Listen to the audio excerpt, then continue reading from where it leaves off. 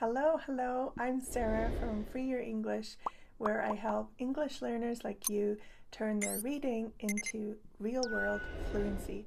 Today we are reading a short story called The Open Window, and it's by Saki. That's the pen name, i.e., the name that the author used instead of their real name. That's the pen name for H. Munro.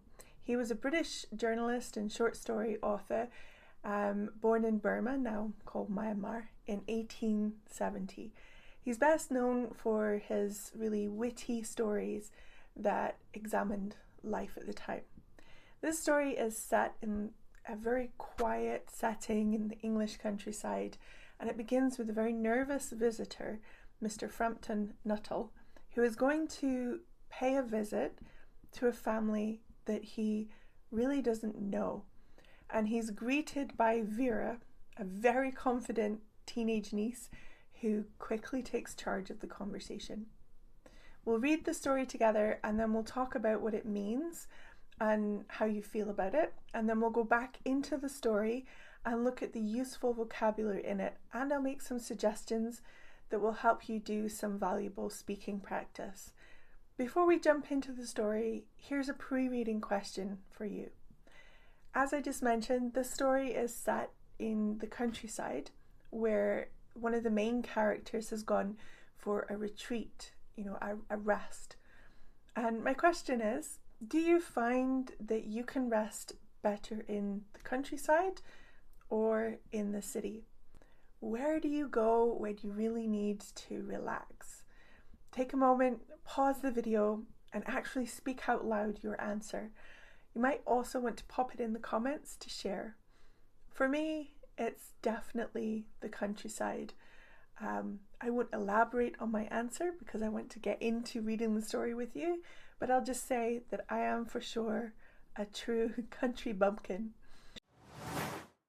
The Open Window, my modernized version. What I mean by that is I've changed some of the words and phrases in the story so that I have removed some of the antiquated language, out-of-date language, because this story was written over 100 years ago. And I always want you to be learning English that is really useful for you. So while it's a wonderfully written story, I have changed parts of it to make it more modern. I also want to mention that they talk about a window, but what they're meaning is French doors. You can step through it like a door, not a window that you would have to scramble out of. I just want to mention that. I think they mention it in the middle of the story, but I want to mention it at the beginning so there's no confusion. Okay, let's dive in. My aunt will be down shortly, Mr. Nuttall, said a confident 15-year-old girl. In the meantime, you'll have to put up with me. Frampton Nuttall smiled politely. Privately, he doubted whether these formal visits to a series of total strangers would help calm his nerves as they were supposed to. I know how it will be, his sister had said as he was preparing to move to this quiet countryside retreat. You'll shut yourself away and speak to no one, and your nerves will be worse than ever from moping. I'll give you a few introductions to people I know there. Some of them were quite nice. Frampton wondered whether Mrs. Sappleton, one of the people his sister had put him in touch with, came into the nice category. Do you know many people around here? Asked the niece, after a comfortable pause. Hardly a soul, said Frampton. My sister stayed here about 4 years ago. She gave me introductions to a few people. He said this with a tone of distinct regret. Then you know practically nothing about my aunt? Continued the self-assured young girl. Only her name and address, admitted the visitor. Her great tragedy happened just 3 years ago. That would be after your sister's time. Her tragedy? Asked Frampton. Somehow, in this peaceful countryside, tragedies seemed out of place. You may wonder why we keep that window wide open on an October afternoon, said the niece, gesturing towards a large French window that opened onto the lawn. It is warm for this time of year, said Frampton. But has that window got anything to do with the tragedy? Out through that window, 3 years ago today, my aunt's husband and 2 young brothers went off for their day of shooting. They never came back. In crossing the moor, all 3 were trapped in a treacherous bog. It had been dreadfully wet that summer, and places that were safe in other years gave way without warning. Their bodies were never recovered. That was the dreadful part of it. Here the girl's voice lost its calm and confident tone and became falteringly human. Poor aunt always thinks they'll come back some day, they and the little brown spaniel that was lost with them, and walk in at that window just as they used to do. She keeps the window open every evening until dusk. Poor aunt, she often talks about how they went out, her husband with his white waterproof coat over his arm, and her youngest brother singing, "Bertie, why do you bound?" as he always did, to tease her because it got on her nerves. You know, on still, quiet evenings like this, I sometimes get a creepy feeling that they'll all walk in through that window. She broke off with a little shudder.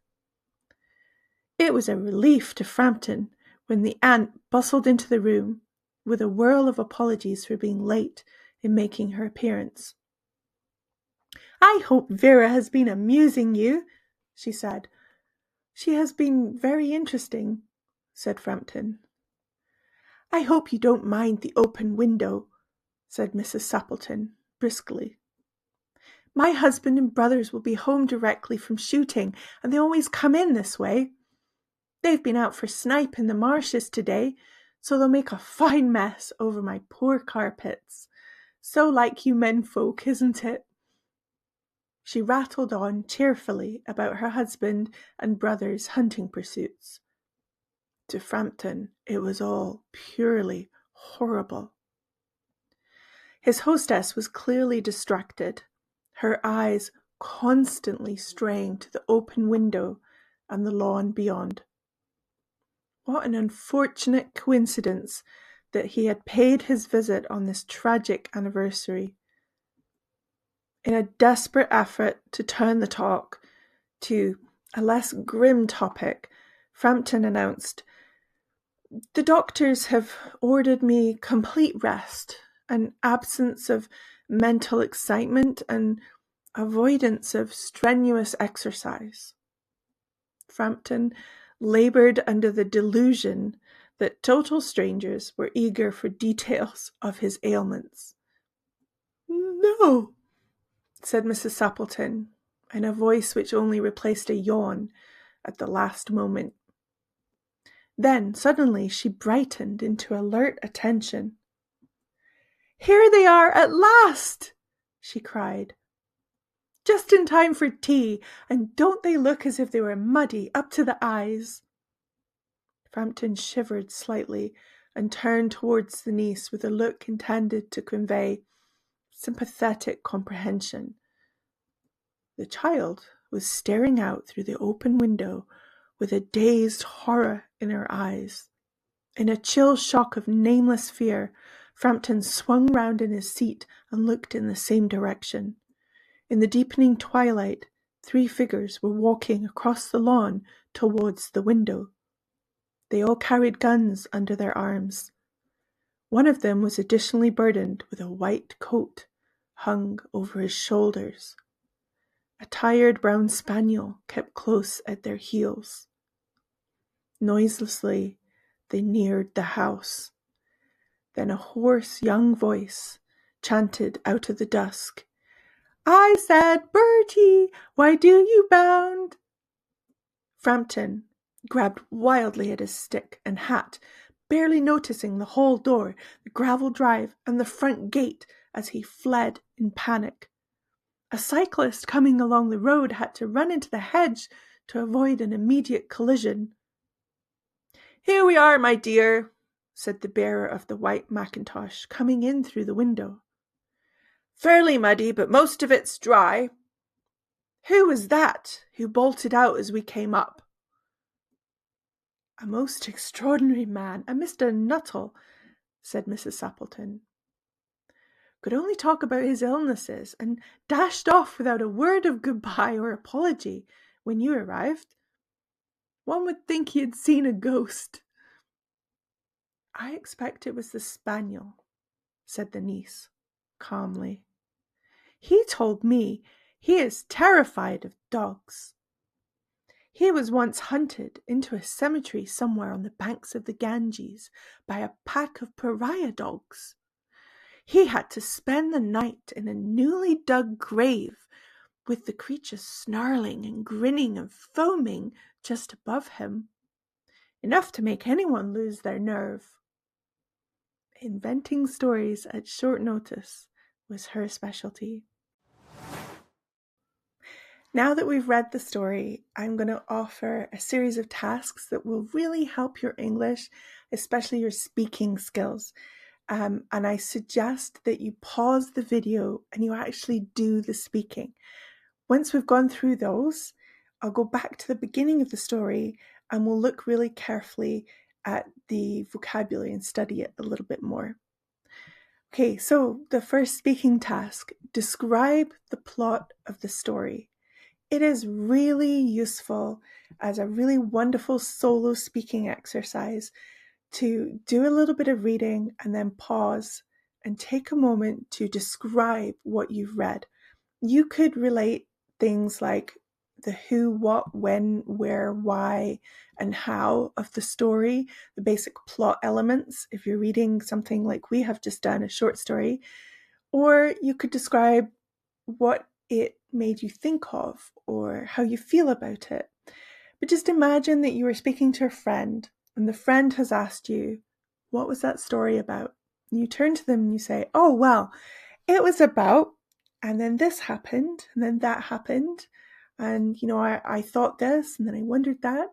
So take a moment, pause the video, and speak out loud and describe the plot of the story. Here's an example plot description, and this is one that I've written out, so it's a little bit more polished. Frampton Nuttall goes to the countryside to rest. His sister suggested he meet some new people, and so he visits a woman named Mrs. Sappleton. But before she arrives, her niece Vera tells him a sad story.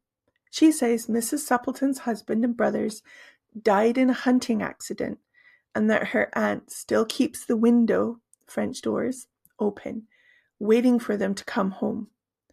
When the men actually return, Frampton thinks they are ghosts and runs away in fear. At the end, we find out Vera made the whole story up for fun. So this poor Frampton, it's an unusual name, isn't it? This poor man is supposed to be resting because he has some sort of illness, but his sister has made him go out and meet people in the new place that he's moved to. And then he has this unfortunate meeting with this teenager who is enjoying telling these tall tales, these stories. How did you do with describing the plot? Did you find it easy or was it more tricky than you thought? Let me know in the comments. The next one, I think it's really useful to describe the characters. You might want to focus on Mr. Frampton, Nuttall, Vera, and Mrs. Sappleton. Do all three or even just one of them. And again, speak it out loud and describe what they are like. Pause the video and go ahead and do that. Okay, so Mr. Nuttall, you could describe him as nervous. He's very polite, anxious, there we go, and timid. He's quite shy. It says that he kind of regrets doing what his sister advised him to do, which was to go and visit these people that his sister knows, because he doesn't know them. So he feels a little bit timid, possibly shy. Vera, the teenager, the 15-year-old, she's very clever, very imaginative, definitely mischievous. She's creating these stories, very confident. Um, you could perhaps have some other adjectives that are a little bit more negative, like she's maybe unkind, a little bit lacking in empathy. Sometimes, it's a bit of a stereotype, but sometimes teenagers are. But she's seeking fun. So she's possibly bored by living in the countryside. Mrs. Suppleton, well, she's very cheerful, is very distracted, friendly, and talkative. How did you do describing those characters? Again, let me know in the comments. I love it when people leave comments and join in. I just wanted to go through a few phrases before we jump into the main vocabulary from the story based on telling lies, because the story is about a teenager who told actually two lies: the lie about the family members, and then the lie about the visitor as well. So if you tell porky pies, this comes from Cockney rhyming slang. Porky pies, lies. It's very informal, and you would only use it in the UK. And you would use it when you're kind of teasing someone that you know fairly well. It's describing a small or fairly harmless lie. So, for example, the children told a few porcupines to get out of admitting their mistake. So, you often use it if you're speaking to someone that's younger than you and you're saying, I think that's a porcupine. I think that's a lie. Here's a more formal one: to fabricate the truth. So, this is formal and serious. It means you are intentionally creating a very false story or creating false evidence. So Vera fabricated the truth for her own amusement. She created that story. Vera also made something up. To make something up means to invent a story or an excuse. For example, she made up the whole story about the hunting accident. Two more before we move on. If you bend the truth, that means you give a little bit of the truth, but a little bit of falsehood as well. So to bend the truth means to say something that's partly true, but not completely. For example, he bent the truth in his job interview by saying he was fluent in Spanish when really he had just started learning. So he might have been talking about, oh yes, I know quite a lot of Spanish, when actually he knows a bit, but he's not fluent. To spin a tale means, again, to make something up, to invent something that's false. So it means to tell a story, often one that's imaginative, so you've added in things, or it's completely untrue. Vera spun quite the tale. That poor man thought he saw ghosts. Okay, last speaking opportunity. Give your opinion of the story. Did you see the twist coming? And at what point did you see the twist coming? And did you enjoy the twist when you realized that she was making it up? She was spinning tales. Did you enjoy the twist, or did it annoy you? Did you love the story or loathe it, or were you indifferent to it? Again, pause the video and go ahead and deliver your opinion as if you were speaking to a friend. How did you feel about the story? And share it in the comments. It's always really welcome. Okay, I'm going to go through the story again, talking about what's happening and pointing out the vocabulary and some collocations that are useful. My aunt will be down shortly, Mr. Nuttall, said a confident 15-year-old girl. Okay, shortly means that it will be a short amount of time. So something will happen very quickly. you probably can figure that out from the context, but I point it out because it's quite a nice formal way of describing that something will happen in a small amount of time. So you might use it in a professional capacity to say, for example, oh, would you like a seat?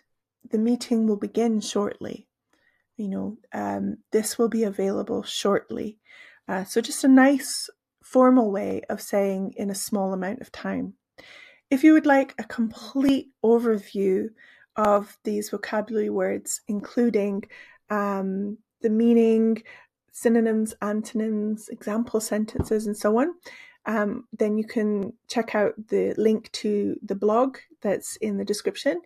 And also, you might want to have a look at my Active Vocabulary Coach, which is a custom GPT that helps you actually use the words in conversation and really take these vocabulary words that you get exposure to and begin to change it into part of your active vocabulary. So check out the Active Vocabulary Coach in the description as well, but shortly, in a small amount of time. In the meantime, you'll have to put up with me. Again, in the meantime, I'm sure you can figure that out from the context that means between one event and another while you're awaiting. So between you arriving and my aunt arriving is in the meantime. So it's just a really formal way of sort of saying in this time in between. For example, the bus is not going to arrive for actually another 2 hours. In the meantime, would you like to get lunch with me?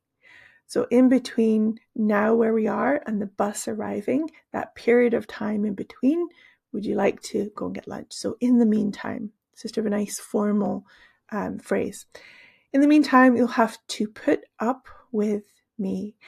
To put up with someone or something means that you have to suffer through it. So you can immediately see that the teenager Vera is a little bit playful because she's saying, oh, between the period of you arriving and my aunt arriving, you're going to have to suffer my presence. Ha ha ha. So she knows that she's quite playful and mischievous. So this is a little bit of what you might call foreshadowing, just giving us a little bit of a hint that this is quite a playful person and is saying, oh, you're going to have to suffer through hanging out with me. So to put up with something, to suffer through it. Like, for example, if you forget to take your umbrella, you have to put up with being wet as you walk outside. Frampton Nuttall smiled politely, so we get the impression that he's quite a calm, polite, reserved person. And then it says, privately, he doubted whether these formal visits to a series of total strangers would help calm his nerves as they were supposed to. So you know what total stranger means. Someone who is not somebody that you know in any capacity. They are a complete stranger. I just wanted to point out that nice collocation. These two words often go together. So if we're saying that this stranger is someone that we've never had any contact with at all, ever, in any way, we're emphasizing that they are 100% unknown to us, then we use that word total stranger. We also use the word complete, a complete stranger. So we're just emphasizing that I've got no connection to them. So that's important because that's part of what's making him uncomfortable. Is it's a little bit odd to go and introduce yourself to someone who is a total stranger. So his sister had kind of encouraged him to do that because she was worried about him. And she'd said, I know how it will be, his sister had said as he was preparing to move to this quiet countryside retreat. You'll shut yourself away and speak to no one, and your nerves will be worse than ever from moping. You'll shut yourself away. If you shut yourself away, you intentionally become a hermit. you withdraw from society and connecting to other people, and you become more reserved and just removed from wanting connection with people. So she's worried that he'll be on his own too much. So we can talk about shutting ourselves away if we're busy. For example, I need to shut myself away in my office this afternoon and get that report done. Or we can talk about shutting ourselves away if we are needing to stay at home for a period of time. We shut ourselves away during lockdown. We, separated ourselves and stayed in our homes. Okay, moping. If you are moping, you are feeling sorry for yourself in an exaggerated way and dwelling on those feelings and really almost enjoying being upset and sad. So the sister is worried that he will shut himself away, remove himself from people, not connect with anyone, and then we'll be a little bit sad about that and we'll start moping. We'll start being sad in an exaggerated way. And she says, your nerves will be worse than ever. Sometimes we say that, like this person has bad nerves, but again, we would probably say your anxiety. So she says, I'll give you a few introductions to people I know there. Some of them were quite nice. That's a little bit ominous, isn't it? She's admitting that, not all of them were. And Frampton wondered whether Mrs. Sappleton, one of the people his sister had put him in touch with, came into the nice category.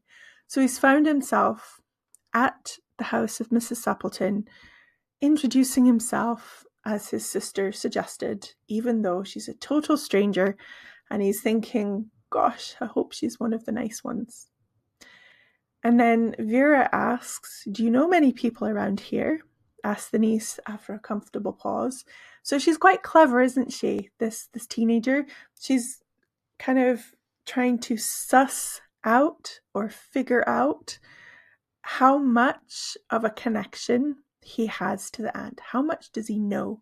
Because her little lie doesn't work if he knows the aunt well. And then Frampton says, hardly a soul. Again, you know what a soul is? Your soul is your spirit, but we can also talk about a soul being a person. And we use this when we are talking about knowing people. So I don't know a soul in this city.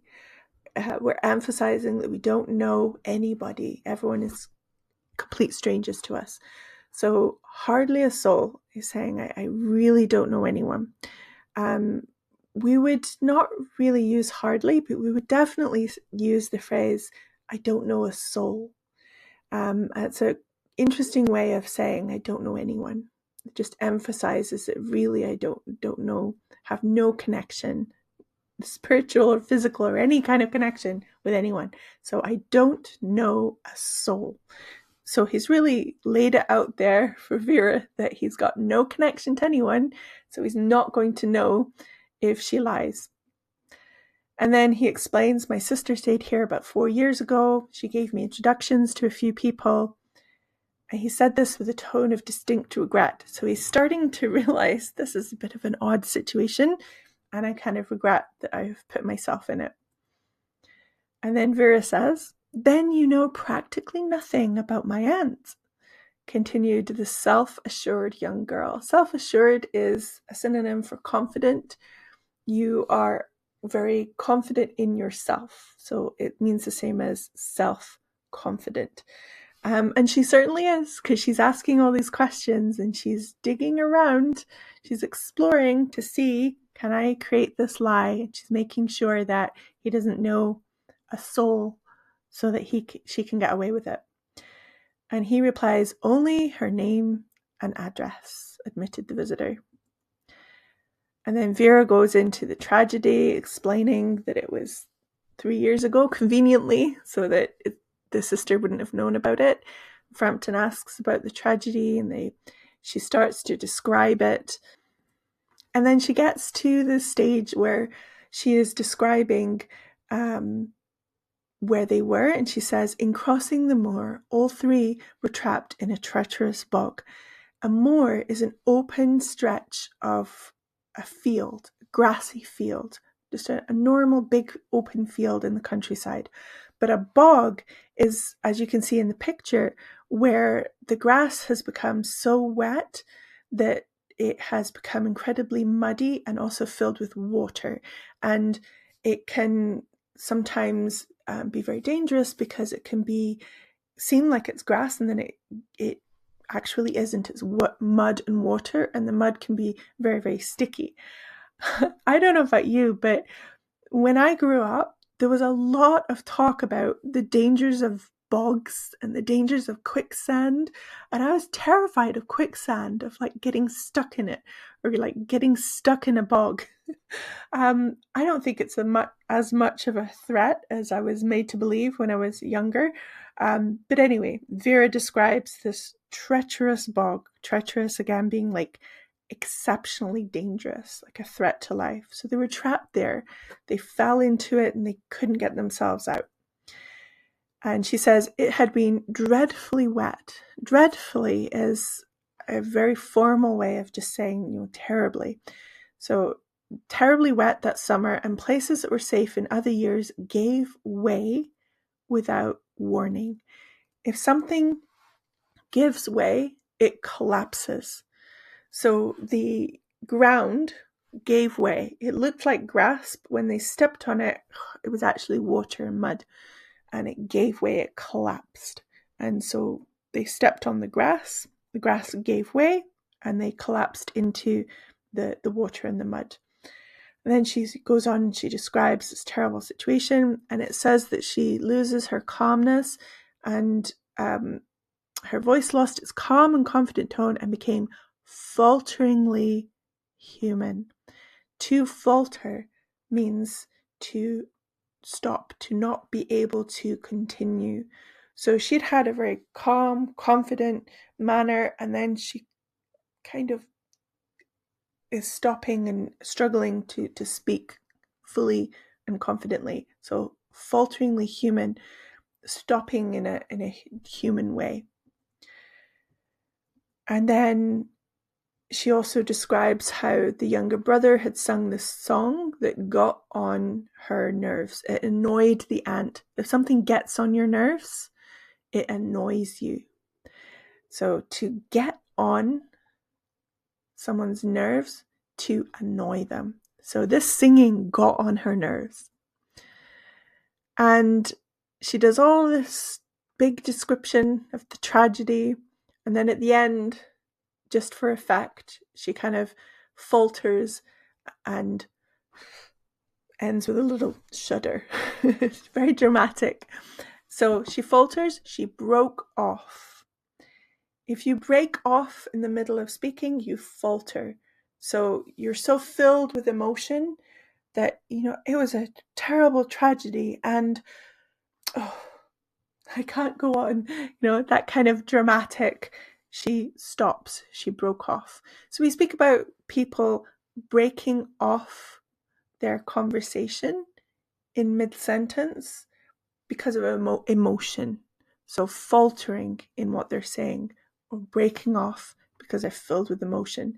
So that tells us that she was being very dramatic. In the middle of what she was saying, she just broke off, she stopped, shuddered, like, I can't go on and say anymore.